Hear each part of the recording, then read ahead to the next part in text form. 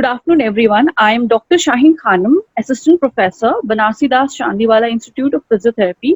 On behalf of my whole BCIP family, I would like to request Dr. Uttara Mohan to this webinar which is on webinars on with physiotherapists, clinical physiotherapists. She is a uh, Dr. Uttara Mohan has 10 years of experience in the field of neurorehabilitation.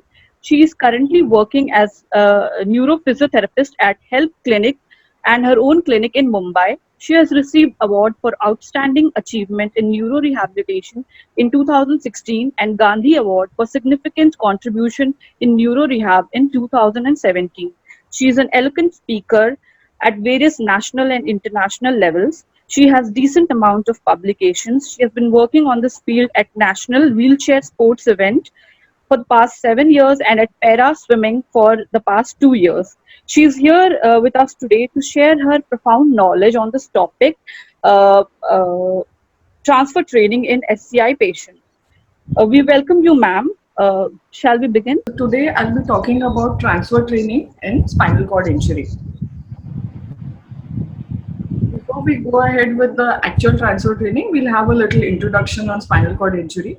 Spinal cord injuries, basically it's a low incidence, but the cost expenditure of treatment for the rehab of spinal cord injury is very high, and it has a tremendous effect on the patient's lifestyle, and there's a lot of disability involved in the patient. So it's very important as physiotherapists, we treat them effectively and make them as independent as they can be. So when you see the causes of spinal cord injury, it can be traumatic or a non-traumatic cause. So the traumatic causes can be, most common is the RTAs, the accidents. It could be even a fall from height, fall while diving, accidents in the swimming pool. It could be a gunshot injury which has hit the spine, or any sports injuries which led to a spinal cord injury. Even non-traumatic causes are possible, like any vascular malformation if the blood supply to the spinal cord is hampered in any way, if there are spinal tumors in the cord or compressing the cord, or transverse myelitis or any other condition. So any way, if the spinal cord gets affected and damaged and its function is damaged, you will see a manifestation of the spinal cord injury. So when you see a spinal cord injury patient, there are two things that you have to see: a vertebral level of the spinal cord injury and the neurological level. These two are totally different things. So when you say a vertebral level, is the vertebra at what level, say it may be damaged or injured, or there may be a lesion at that level. So that you can come to know based on your scans and x-rays. You can see the changes and you can diagnose. When it comes to a neurological level, it is the last level wherein there is intact and sensory motor function in the individual. So to know the neurological level based on the investigation report, you have to understand that what is the spinal nerve root level corresponding to each vertebral level. Say if you have a traumatic spinal cord injury patient, you have a vertebral fracture or say a wedge compression fracture which has compressed the spinal cord. So if you know the vertebral level, you should know which spinal cord segment is at that level, so you can judge as to what kind of clinical presentation you can expect in the patient. So when you have to say based on the vertebral level, if you have to find out what level of spinal cord segment is there at that particular level, so what you need to do is you have to calculate based on the vertebra that you're looking at. So when it comes to the higher cervical vertebra, the spinal cord roots are at same level. When it comes to C4 to C7 vertebral bones, you have to add +1. As in, if you have a C4 vertebra, the spinal nerve will be C5. So you keep adding +1 to the vertebral count, so you know which spinal cord segment is there at that level. For T1 to T6 vertebra, you have to add 2. For T7 to T9, you add 3. At T10 vertebral level, you have L1 and L2 nerve roots. T11, you have L3 and L4 nerve roots. and T12 you have L5 nerve root. Below that you have the sacral segments, and then at the lower end of the L1 or upper level of L2 vertebra, the cauda equina is going to start. So if you have an X-ray or MRI investigation, you can tentatively judge based on the vertebral level what spinal segments will be damaged and what kind of a clinical presentation you can expect. So not all spinal cord injury patients are completely paralyzed. So if you see, spinal cord injury can also be classified based on complete and incomplete injury. So when you say complete injury, below the level of the spinal cord injury, if there is complete sensory and motor loss, it's called a complete spinal cord injury. If say below the level of injury there's some amount of sensory or motor preservation, or there is both preserved to some extent, it becomes an incomplete spinal cord injury. So why you need to know this is depending on whether it's a complete or an incomplete injury, the management is going to differ. So most of the textbooks when you see, they mainly explain in terms of treatment of complete injury. When they mention that say this treatment is for this level of injury, this particular maneuver, bed mobility or transfer, this level of injury can do. What they are telling is more in terms of the complete injury. If say that is the neurological level, this is the corresponding treatment. So when it comes to incomplete injury, it will change from person to person. So in incomplete, as in the entire spinal cord segment is not damaged, the partially it is damaged, because of which there is some function below the level. So according to the extent of sensory and motor function which you find based on the assessment, you have to decide what kind of management you can keep. And any of the mobility, movements, functional training, you can consider the muscles which are preserved below the level of injury, how much strength they have in those muscles. Accordingly, those muscles can also additionally be used in all the mobility and activities. So commonly we use Asia scale assessment in spinal cord injury. So in Asia scale, it's a quick way of assessing the sensory and motor levels. So from this you can come to know the neurological level of injury.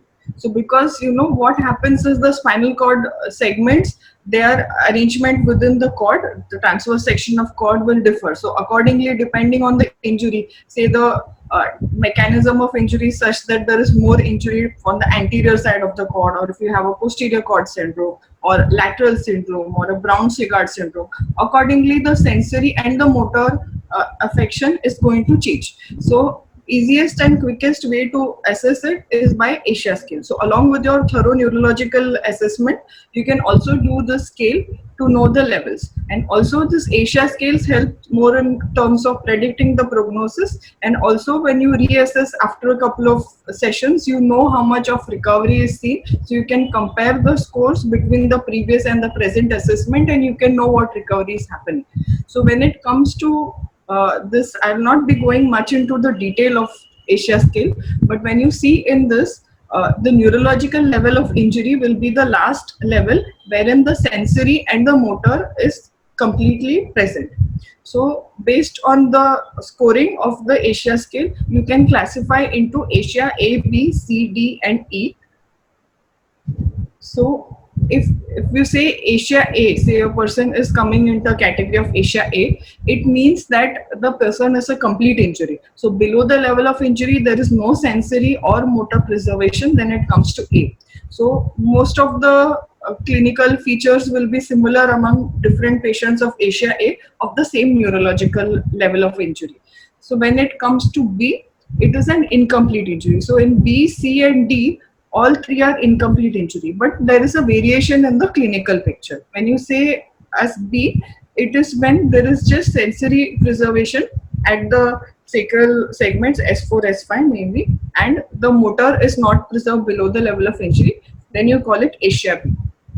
In C, it is when there is, along with sensory at S4, S5, you have motor preservation below the level of injury, but only less than half of the muscles have above grade 3. That is, the functional movements grade 3 or more is possible only in less than half of the muscle, less than 50% of the muscle. So when more than 50% of the muscles have grade 3 or 4 or 5 power, then it is called as Asia D.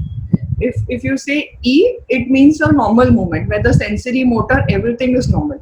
So if say sensory motor all are normal, then that means the spinal cord is not damaged. Or it can be that a patient initially comes in A to D category. With recovery, once the healing happens, say the spinal cord edema reduces, they might even go to E. So depending on this, you can judge as to what you can expect in their functional activities and accordingly rehabilitate the patient. So today I'll be going into the details of transfer training. So what do you mean by transfer? So transfer is when the patient moves from one surface to another surface. So transferring may require weight bearing on the patient's leg or may not require. So if the feet are weight bearing and giving stability to increase the base of support, that might also happen. They may not be weight bearing, or it could be like a passive transfer where the therapist or the caregiver is transferring the patient. So it's not necessary that the transfer is always independently done by the patient. It may be independent, it may be with some assistance, or it may be passively done by some other person. So when it comes to transfer training, instead of say in assisted or the passive transfers, instead of doing manually with hand grasp, it is easier when you use devices for transfer training. So these devices are effective in helping in the moving, and they reduce the risk factors, as in the risk of the patient slipping off from your grip, or the patient sliding from the seat surface or falling off or injuring is minimized when you use the devices. And use of these devices for helping in the transfer reduces the energy expenditure and efforts of the patient and of the person who is helping. So in some patients, they may be able to do transferring on their own or with your assistance. In some cases, you might require to use some of these devices. We'll be further looking up on the devices also. So for transferring a patient successfully, you need to teach the patient how to do the training. So you have to teach them the steps, how to perform it, and how to complete the task of transferring. It may be with or without devices. If the patient is needing assistive devices, patient should be made aware of how to use the devices, whether they are using on their own or taking help to place those devices, and how to position. As in say, if for example you have a patient who wants to transfer from a bed to a wheelchair, you should know how should the bed be positioned, how should the wheelchair be positioned, how much near, at what angle to the bed, how the patient should be positioned, how the transferring should be done, and if in between any adjustment is required based on the spacing or the angle at which the two surfaces are kept. Those things the patient has to be understanding. And once the patient is understood and able to perform independently or with the manual assistance or with devices, that is called a successful transfer. So it is a process. It's not going to happen in one day. Regular training and with practice, the patient may be able to do a transferring independent assisted, or you can train the caregiver if in case of the passive transfers. So proper use of device is very important, because when you use the devices, like I mentioned before, it reduces the efforts. So it's easier, it's smoother transfer, and less risk of injuries to the patient. So what things you will consider while doing the transfer training? First thing is keep as wide base of support as possible so that you have more stability. Make sure that the patient's spine and the person who's transferring or assisting, their spine is maintaining normal curvature. If you bend from your back, there are high risk of injuries and strain to the spine muscles. So that position should be maintained. The hip, knee and ankle position should be maintained as required for each transfer. When we'll be looking further in the transfer, I'll explain about the positions. And best way to assess the patient is, say if you are assisting for the transfer, you remain as close to the patient as possible. Your center of mass should be close to the patient's center of mass. That way your efforts are easier and you can assess the patient in a better way. So one more thing you have to consider, say if you need to turn to shift from one surface to the other, it is preferable to do a pivot turn rather than twisting from the back, because twisting from the back can cause strain to the patient or the person who's helping. So these things should be taken care of. and adjusting the height. Say if the bed is height adjustable, you adjust in such a way that, say you have a bed to wheelchair transfer to perform, if the bed can be at the similar height as the wheelchair seat, it's easier to transfer. So if the adjustment is possible, you can adjust. If that is not possible, then you take one more person's help, or you use the assistive devices and do the transfer. And always make sure that the patient participates in the transfer as much as they can. So as far as possible, don't make it entirely passive. Let them also participate, be involved. Let the patient understand what you're doing, what you expect the patient to do during the transfer training. And the movement should be a smooth movement. There shouldn't be a jerky movement or sudden forceful movement. If you have a jerky movement, there is risk of strain and also risk of fall and injuries. So how do you go about training for the transfer? So say if you are training a patient for bed to wheelchair transfer, first thing is you need the setup. So you need to align the bed and wheelchair in such a way that the transfer is easiest. You should give instructions to the patient, what the patient needs to do, what you are doing, so that the patient knows what to expect. If required for better understanding, you can demonstrate the transfer yourself, or if you have another patient who's already learned this transfer, you can ask them to demonstrate. So it gives a good visual feedback and the patient can understand what he needs to do. And the explanation and the demonstration should be such that the patient understands each step of the transfer. And timing is at most important. The patient's effort should come at the right timing. If the wrong timing they put efforts, there are chances of even losing balance and falling. So before we look at the different methods of transfer, you should understand the levels of transfer. So the transfer can be either independent, it can be assisted, or it can be dependent or a passive transfer. So when you say independent transfer, if the patient is able to complete the entire transfer from one surface to another on their own without any assistance, without any supervision, then it's an independent transfer. Also, you need to understand if the patient is using an assistive device for transferring on their own without requiring help to place or remove the assistive device or any assistant, that is also independent transfer.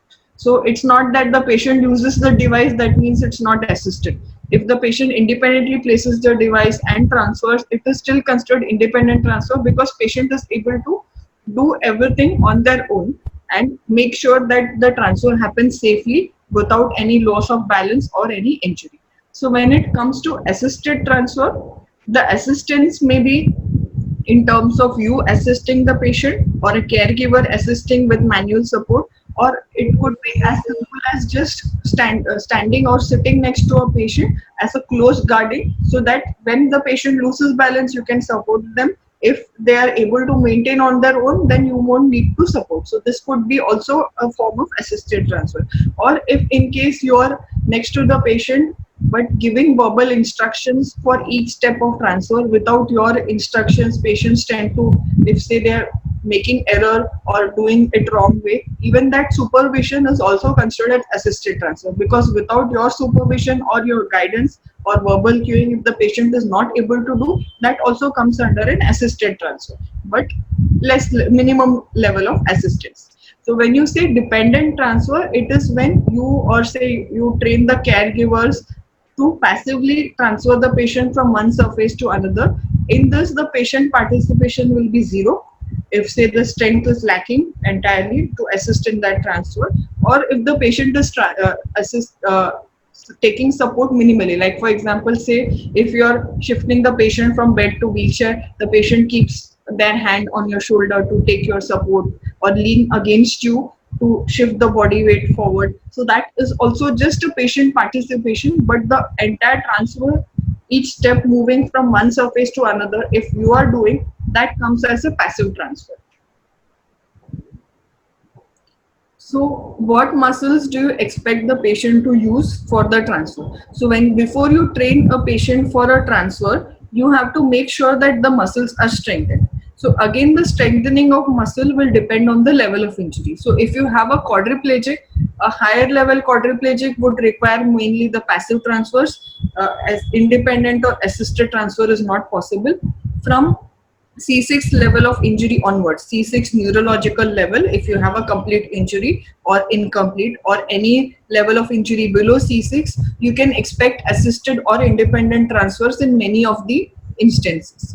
So if you have a quadriplegic, what muscles you expect to strengthen? Mainly the muscles which help in transfer are deltoid, serratus anterior, latissimus dorsi, infraspinatus, teres minor. If say the patient is lower level quadri or a paraplegic, you can have biceps, triceps also being used in the transfer. Even wrist extensors and finger flexors help to give assist in the transfer. So if you have like a lower level paraplegic, like for example lower thoracic level of injury, if the abdominal muscles are spared, or if it's an incomplete higher level injury with abdominal muscle strength, so even those muscles can be used in transfer. And many of the lower level paraplegics on the lower thoracic injuries, what they do is they use lot of quadratus lumborum. Like you must have seen in patients who are ambulating with lower limb orthosis in spinal cord injury, they do a hip hiking to take their leg forward. Similarly, this muscle hip hiking can help in some of the transfers. So these muscles also can be used in the transfer training. So if you have a patient with a paraparesis, wherein like you have something like Asia C or Asia D clinical picture, if the lower limb muscles can be used and have adequate strength and can be used for a transfer, even those muscles can also be used, like for example hip flexors or quadriceps commonly assist in the transfer.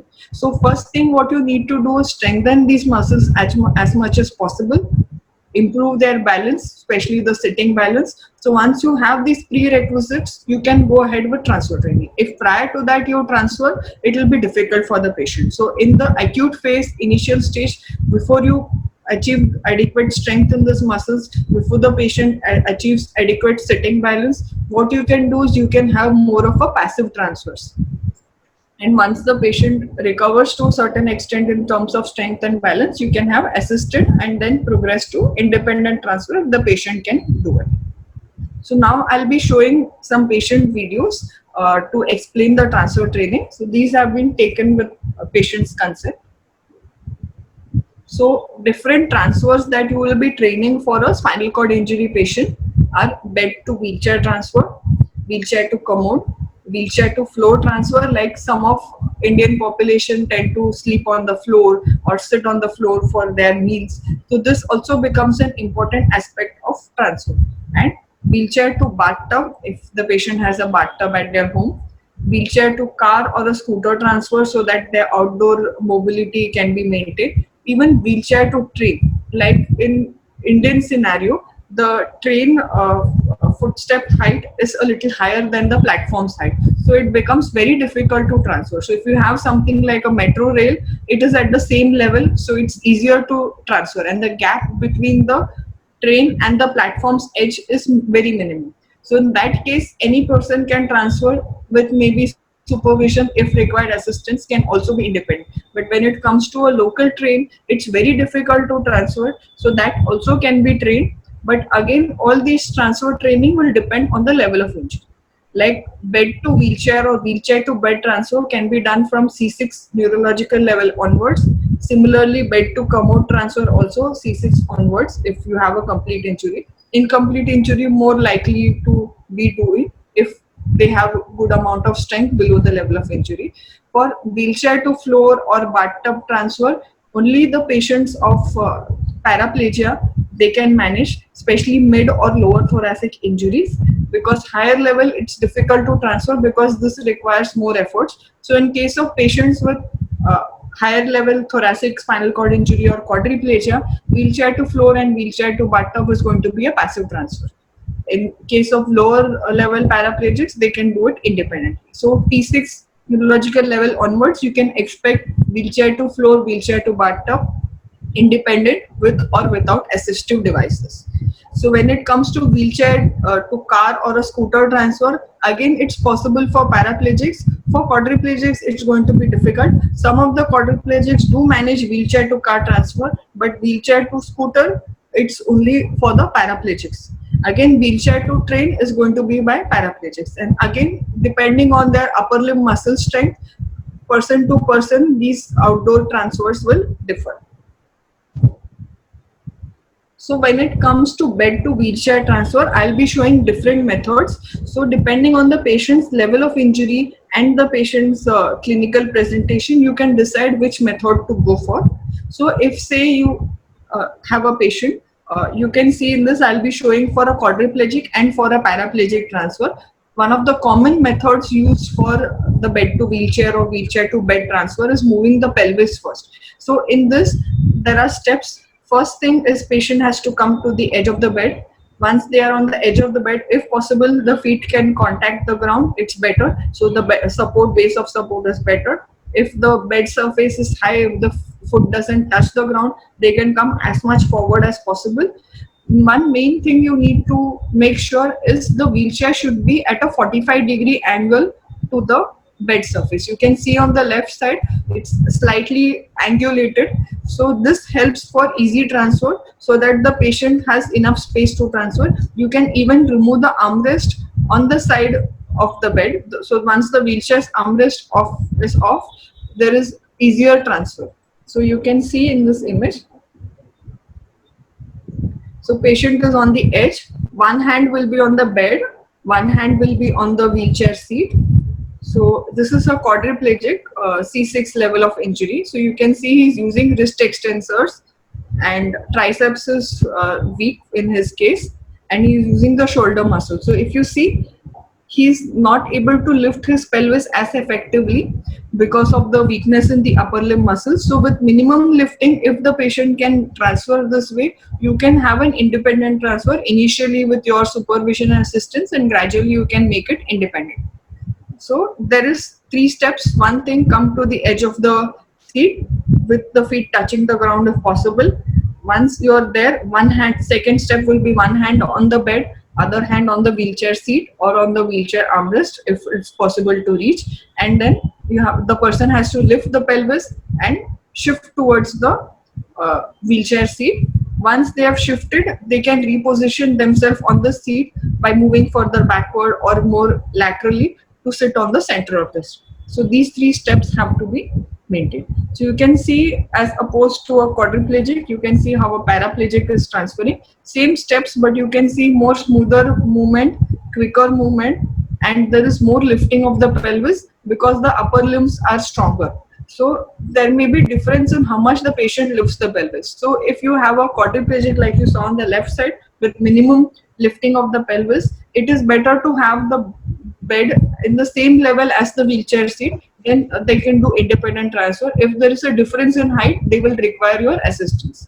In case of paraplegics, like you saw on the right side, irrespective of what the height be of the bed and the wheelchair, they easily transfer from bed to wheelchair, depending on how much of pelvic lift they are able to do. Okay, so depending on the level of injury, you can plan. Okay, and it's always better initial practice, you start with the same level of the bed as the wheelchair seat and gradually go for the changing height in terms of paraplegic training for bed to wheelchair. Method number 2, this works better in terms of a quadriplegic. If say the first method, the patient is not able to transfer, like you saw in the previous slide, left side image. So if the patient is not able to transfer with lifting of the pelvis minimally, then one thing is you can try with assisted device, which I'll be showing further. So if that is also still not possible, this second method works in quadriplegics much more easily. Even paraplegics sometimes prefer this method, especially if say there is a difference in the height of the bed and the wheelchair seat. Some of the paraplegics also use this method. So you can have them try out both method 1 and 2. Whichever is more convenient and easier, they can go ahead with that method. So you can see this is a quadriplegic. To come to the front of the seat, his upper limb strength is less, so he cannot put weight on his upper limb and slide for his pelvis forward. So what he's doing is he's pushing his pelvis forward with the help of wrist extensors. This is a C6 level of injury. So again, with the help of wrist extensors locking under the knee, he has lifted the leg, placed it on the bed. So instead of pelvis moving first, in this the leg will move first and the pelvis later. So you can see how he is transferring how much of leaning forward, lateral flexion. He is just placing his right hand as much far across the bed as possible. The left hand it was near to him on the wheelchair seat. So you can see again. And he's leaning more towards the right side to shift his full body weight, as his half of the leg is already on the bed, part of the body weight is already on the side of the bed, so it becomes easier. So this shifting is for wheelchair to bed, not for bed to wheelchair. For bed to wheelchair, again they will need to use like the first method, but this for going from wheelchair to bed, this method can be used if the first method is not possible for the patient, especially in terms of lower level quadriplegics like C6 and C7 level of injury, neurological level. You can try this method instead if they are finding it difficult. So you can see the same method being performed by paraplegic. It's much more easier, they learn faster, and they are able to lift their pelvis more. So you can see actually in this patient the armrest is not removed, it's still there, and it's just a high armrest. So patients are able to transfer even without removing the armrest if their pelvic lift is much higher. In those patients who cannot lift the pelvis too much, it's better to remove the armrest on the side of the bed, not the other one. The other armrest, it's better to over the support. नहीं कर सकती, class ले रही हूँ.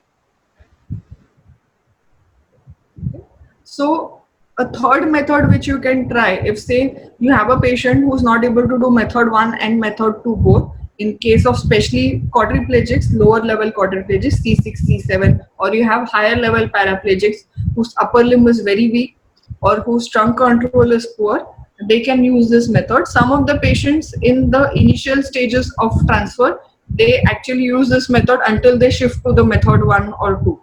So this is a paraplegic in acute phase, his upper limb is not yet strong. So this is a backward transfer. What you need is the patient is going to be in long sitting. The wheelchair seat is going to be as much near to the bed as possible. And the patient is going to put weight on the upper limb, lift their pelvis and move backward. And once they are near the wheelchair seat, they can hold the armrest and move backward. So this is a paraplegic, so you can see some amount of lifting, but the lifting is not that good. So he's using the backward transfer. So later this patient with practice was able to do the first method. So how this helps is like in terms of edge of bed sitting, the extent of pelvic lift that you can do. In long sitting, it's much easier because the person is just doing a trunk flexion, leaning forward, getting their body weight forward of the pelvis and lifting the pelvis. So this becomes easier to lift the pelvis as compared to edge of bed sitting. So some of the patients who are not able to do an edge of bed may be able to do in this position. If still they are not able to lift the pelvis as much, they can slide the pelvis. In that case, you have to make sure there is no gap between the wheelchair seat and the bed. In this patient's case, there was slight gap. So what we have done is we have kept the board. You can see, I'll be talking about the devices. So you can see the white color board. So this is a transfer board. It's a plastic board. It's just to bridge the gap between the surfaces so that the patient doesn't slip in the gap. So such kind of devices can be used. In this patient's case, he's taking minimum assistance because to place the board and removing the board, he needs the caregiver or the therapist assistance. So this becomes an assisted transfer as opposed to the previous slides that you saw, it was an independent transfer. Another method of transfer, this is applicable for paraparesis patient. So especially more common in patients with Asia C or D, often with Asia D patients, or in case of patients with lower limb, some amount of strength, they do a standing transfer. What they do is take support of the wheelchair armrest with one hand, other hand on the bed. They keep their feet on the ground, come to a standing, and do a pivot and shift to the bed. So in these patients, when the upper limb is not strong enough to do an independent standing, they put weight on the, if the lower limb is not strong enough, they put weight on the upper limb also to take support for balancing, and they do a standing transfer. So this method is mainly for paraparesis. For paraplegics and quadriplegics, one of the three methods can be used. In patients who have difficulty lifting pelvis even to a slightest extent, the backward transfer which you saw in the previous method, method number 3 can be started and later shifted to method 1 or 2. So once the patient is able to do a bed to wheelchair transfer with the method 1, like you saw with the legs down and lifting the pelvis, same method can be used to train wheelchair to commode transfer. So in this, what happens is the patient is using the same method. So one hand will be on the armrest or on the wheelchair seat. The other hand, you can have a railing placed, like you can see in this image. A side railing can be fitted into the bathroom. If the side railing on the wall is not possible, there are some modifications wherein side railings can be placed on the side of the commode, very adjacent to the commode itself. So these work like how you have a chair's armrest, something similar to that. A railing or a support can be placed, so that can be used by patient to transfer. Okay. So it's easier if you have such railing or supports kept, and same transfer can be taught to the patient. Once the patient learns, they can do it independent or with the assistance of the caregiver. So all patients doing bed to wheelchair transfer with method 1 with minimum lifting of pelvis or a good lift of pelvis, you can go ahead with training for the commode transfer.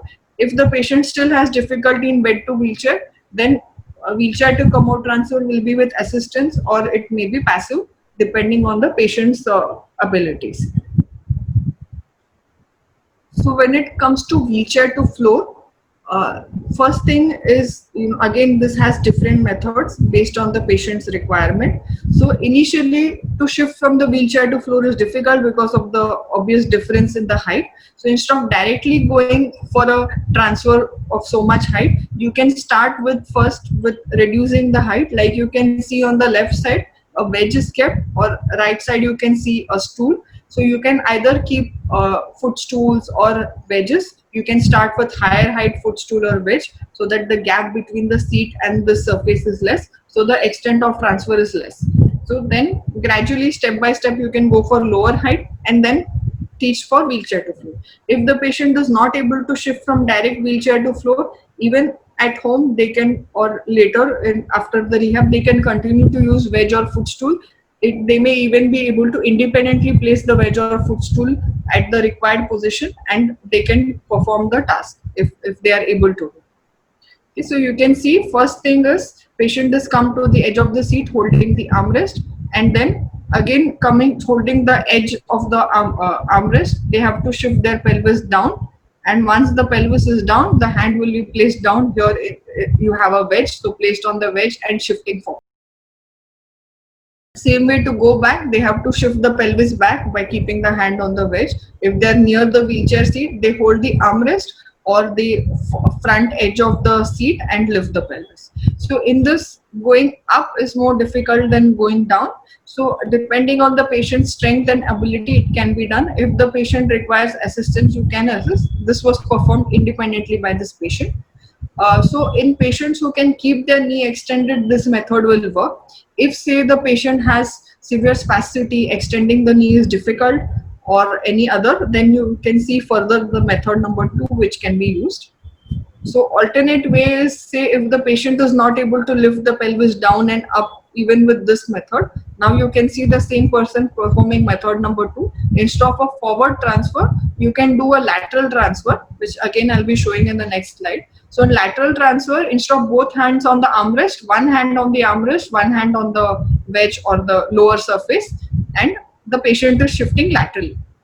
So this becomes easier because you're shifting the weight from one hand to the other. So this is much easier to do than going for a forward transfer. So if the patient cannot do a forward transfer to the ground, the lateral transfer can be tried. Okay, so first I'll show same forward transfer being done independently by patient. You can see the difference. That patient was a T5 spinal cord injury. This is a T10 spinal cord injury. So you can see the same method, both are independent, but you can see the difference in the smoothness. So lower the level of injury, easier the patient can do. The method remains the same, coming to the edge of the seat, holding the armrest, lifting the pelvis and placing on the floor. Then you can place the hand on the floor and adjust the position. And every time while shifting forward, the leg will need to be adjusted. In a paraplegic, as the leg is paralyzed, they'll have to keep moving their leg forward, or their foot is going to get stuck near the pelvis, or the leg will rotate.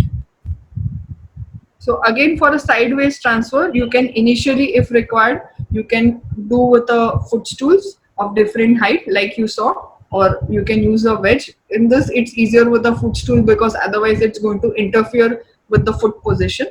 So in this, instead of both hands on the armrest, there will be one hand on the armrest or the seat, other hand is going to be down on the lower surface, on the other surface. And the person has to make sure that the knee is flexed and the knees are positioned nearby. If required, initial stage, you can use Velcro straps to tie at the lower end of the thigh to hold the knee together, or you can manually support if the patient requires assistance. With time, the patient learns to maintain the position. So this lateral or sideways transfer is effective in patients who have a lower limb contracture, or if they have severe spasticity in lower limb. If extending the knee is difficult, then the forward transfer is going to get affected, as in once they move the pelvis in front, their foot, the ankle is going to come near the pelvis, and shifting further becomes difficult. So in that case, you try for a lateral transfer. So you can start with a wedge, like in the previous case you saw the lateral transfer with the wedge, with same patient performing both transfers, or you can use a footstool, then gradually progress to directly shifting to the ground. So depending on the lower limb scenario, you can decide what to do. If in case the patient is paraparetic but with less strength in the lower limb, like say if you have a Asia C kind of picture, this transfer is easier because with the knee flexion there is pressure on the foot, so the leg muscles can also assist in the transferring. So this is easier transfer than the knee extended and doing a forward transfer. So this you can try in case of severe spasticity or contractures or paraparetic patients who are needing to shift from the wheelchair to floor. So this is a third method. This is possible after a patient learns to balance in quadruped position, is able to do crawling from the quadruped and able to balance in kneeling. So once all these mat transitions are achieved in the patient, then only this method can be used. This is a little faster method and easier method, less weight on the upper limb, so less strain or effort from the upper limb. So in this, you can see the after the patient goes from wheelchair to floor, like you saw on the previous slide, so they can do a lateral or a forward transfer to the floor. This is just for the floor to wheelchair transfer. So what you can see is patient is use the momentum to turn. So if they just do a rolling, they will end up going in prone. So what they have done is with the momentum, he is transferred, rolled over, with making sure that the pelvis moves a little posterior towards the knee so that he lands on the knee and not letting the pelvis touch the mat. So now he is doing a crawling. Like I said, quadratus lumborum can also play an important picture. So you can see actually he's doing hip hiking to move the leg forward and shifting the weight from one leg to another. He's not using hip flexors in this case. He's a complete paraplegic, but lower level injury. So once he is forward, you can see the position. So once he's forward, one by one, he's lifting the hand from the mat and placing it on the wheelchair seat. So one hand is weight bearing, other hand is getting lifted. Once he's up, he's pulling himself near and then placing the hand on the armrest. He's going to lift his entire body weight up on the hands and then do a turn and sit on the seat. So once he's on the seat, he can adjust his position. So in this, you have to make sure that the entire body turns. There shouldn't be twisting from the spine, and you have to take care of the catheter every time you do any form of transfer. So this method can be used only for lower level paraplegics. Usually, like if you have below T6 level of injury, they can manage to do this method. So this is a little easier than doing a forward transfer. So patient can try each of these methods, whichever is the easiest they can do. Only in terms of patients with spasticity or contractures in the leg, you prefer the method number 2, the lateral transfers. Okay. So another method that you have, this is for moving from mainly from a bed to a floor rather than a wheelchair to floor. So bed, you don't have an armrest. So instead you can use such wooden blocks or something like wedge if you don't have a wooden block, or you can have a stack of pillows tied to each other. Even for the wheelchair to floor previous method, instead of wedge or a footstool, if you don't have those, you can have a stack of pillows tied to adequate height and you can see the transfer. So it is like a lateral transfer only, but when you see the patient is using the wedges instead of holding the armrest. So with practice, patient can do it independently. You can see this. This is possible only in lower level paraplegics below T6 level of injury only, who have a good pelvic lifting. So if you ask them to do push-up sitting on the bed or on the wheelchair, they should be able to lift the pelvis up effectively. In those patients only you can use this method. So if the patient is on the bed, they can directly shift to the floor. You don't need to shift them to a wheelchair and then they do a wheelchair to floor transfer. So again, same method is going to be used for the bathtub transfer. So like you had a forward wheelchair to floor transfer, same way you can see the steps. You can see the above row. So patient places the leg one by one into the bathtub, moves the wheelchair near the bathtub. So for that, you can see in the third image, the footrest move out of the way so that the wheelchair seat can come nearer. Then they go to the edge of the wheelchair seat and do a forward transfer. So this is like a forward transfer. So if the patient is not able to do forward transfer, or on one end of the tub you don't have space to accommodate the wheelchair, they can do this way. So you can have such seats. So patient will shift from wheelchair to this seat and then step by step keep sliding in towards the bathtub and then do a wheelchair to floor. So you can see the armrest on the other end for support, or they can just sit on this chair and have bath because half of the chair is in the bathtub. So these kind of equipments also can be got for the patient. So when it comes to outdoor mobility, it's important to train the patient to transfer for wheelchair to floor, to wheelchair to car or to a scooter. So patients from C6 level of injury, neurological level onwards, quadriplegics and the paraplegics can learn wheelchair to car transfers. So need is the first step is the wheelchair is 45-degree angle like bed to wheelchair. One leg inside the car, one leg on the footrest of the wheelchair, and lift the pelvis. Once the pelvis is in, you take the leg inside.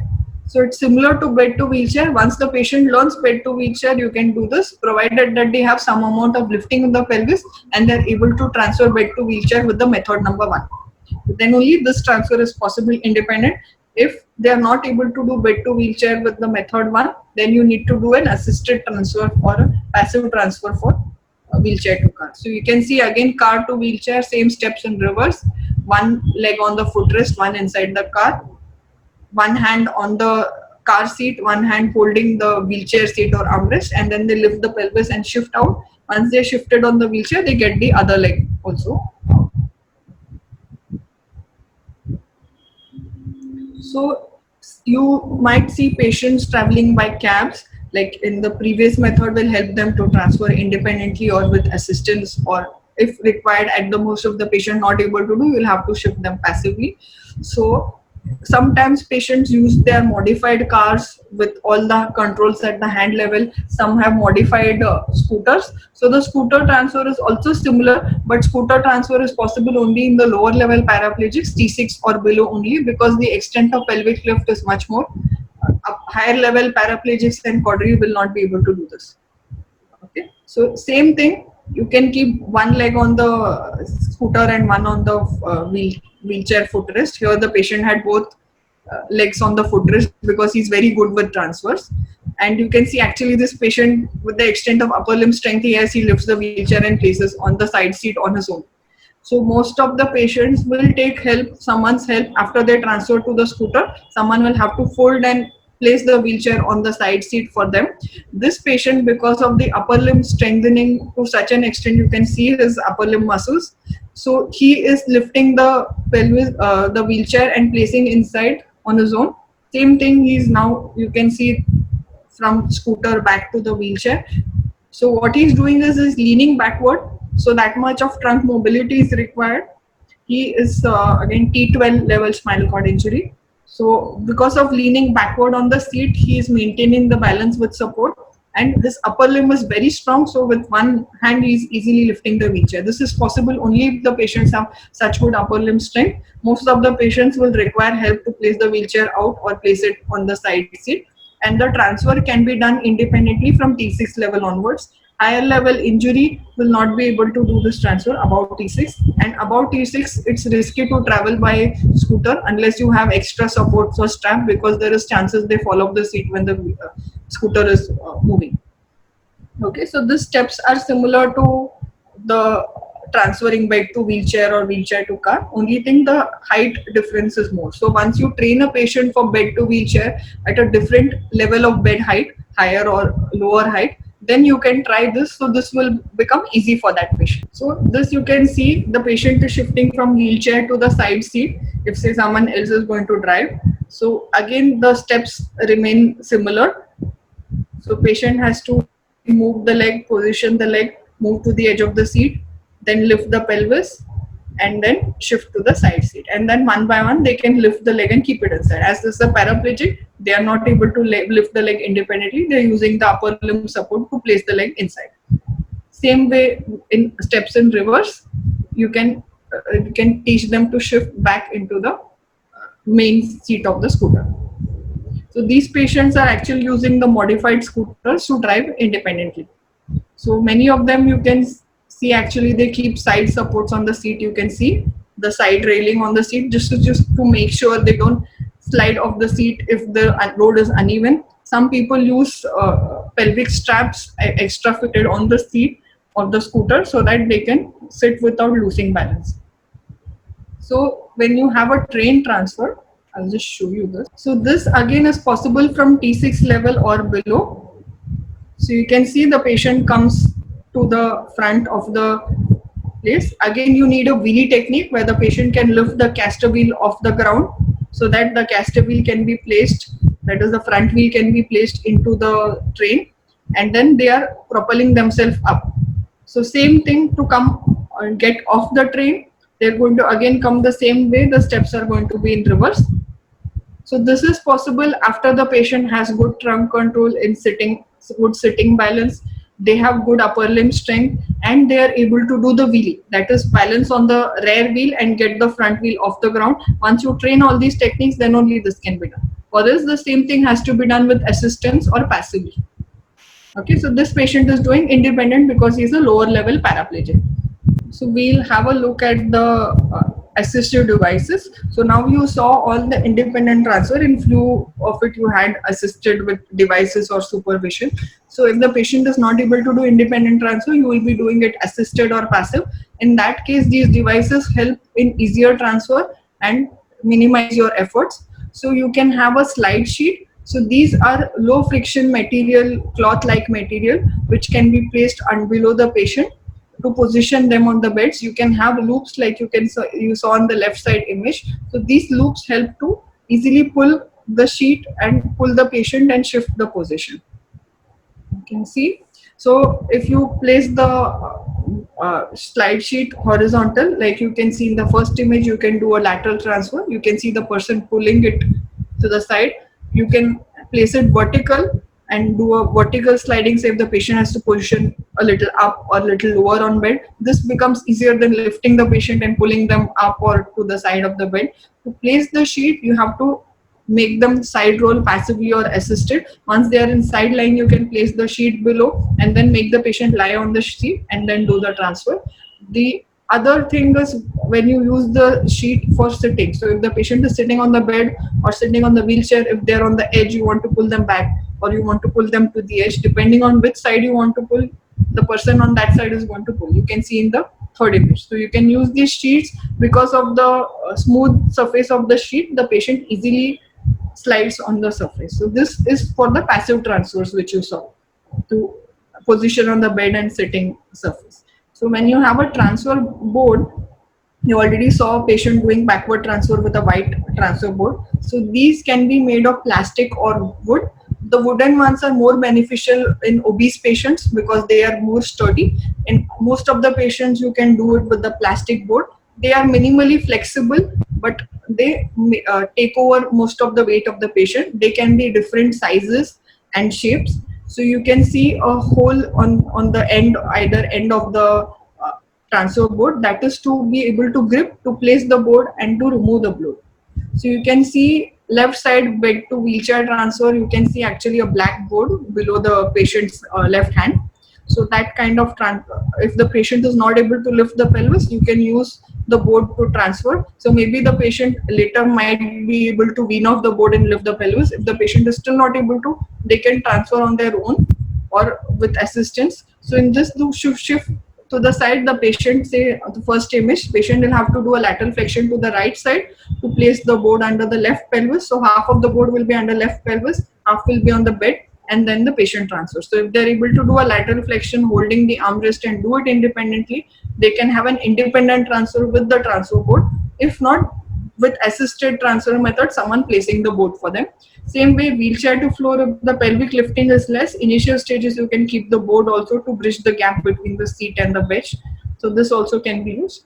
Third image, you can see it's a different shaped transfer board. Such kind of boards are used for wheelchair to commode transfer. If the patient is not able to lift the pelvis, you use this kind of transfer board so that the patient can just slide towards the commode chair or back to the wheelchair. Now you can see the patient, how they do with the transfer board. Half of the board is on the bed, half on the wheelchair, and you can see the patient is just sliding.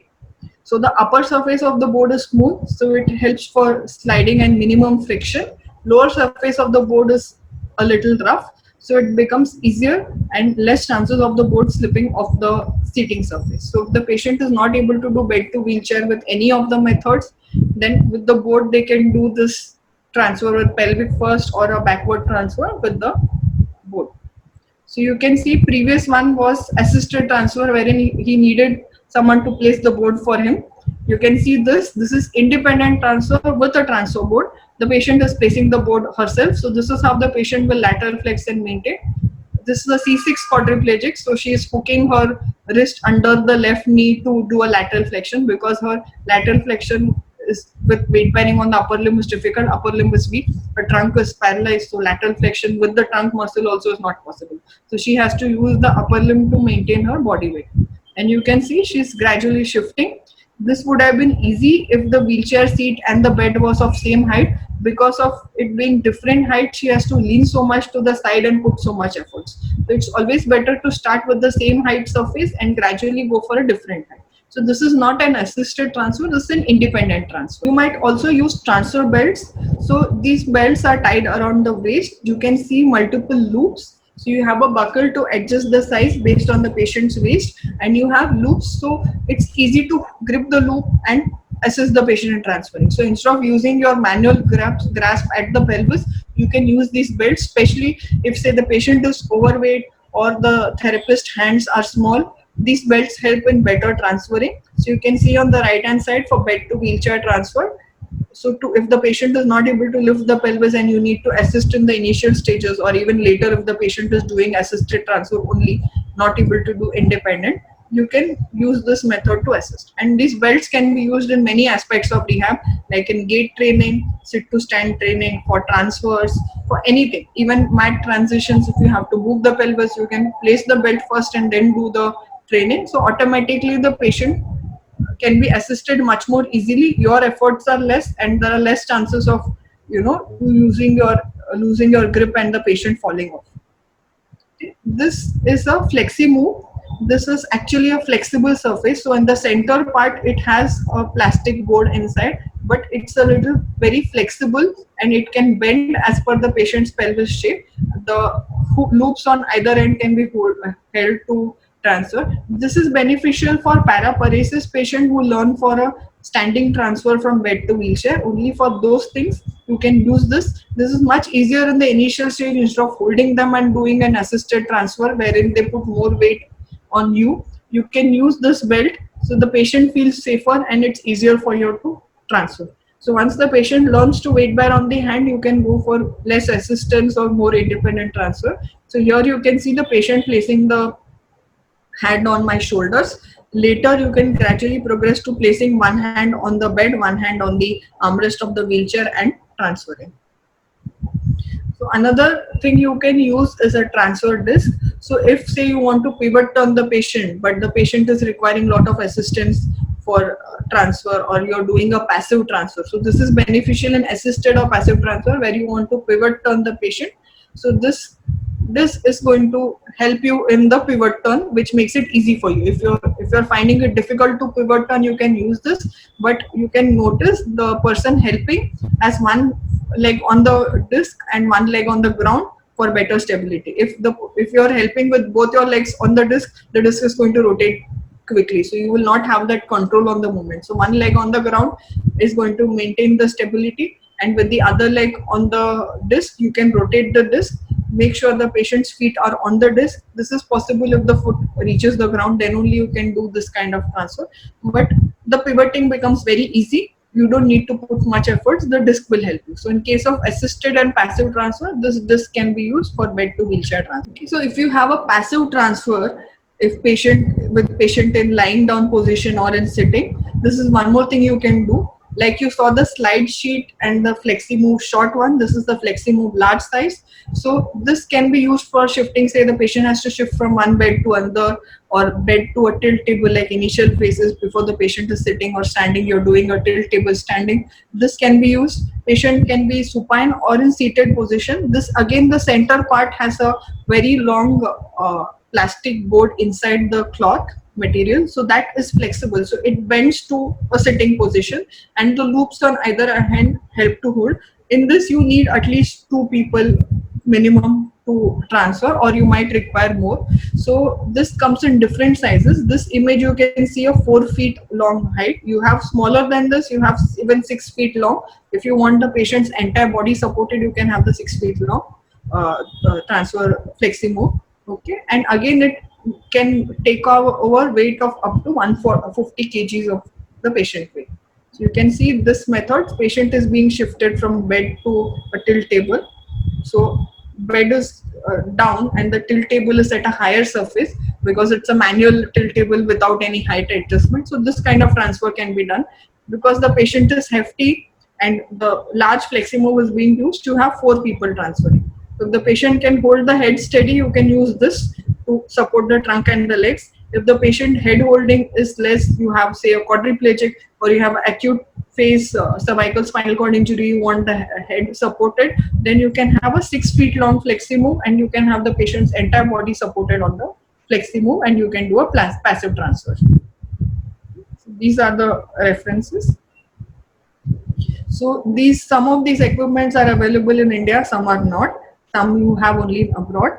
Transfer board and belt is available, manufactured by Pedder Johnson company in India. You have even the health store which has supply or distribution.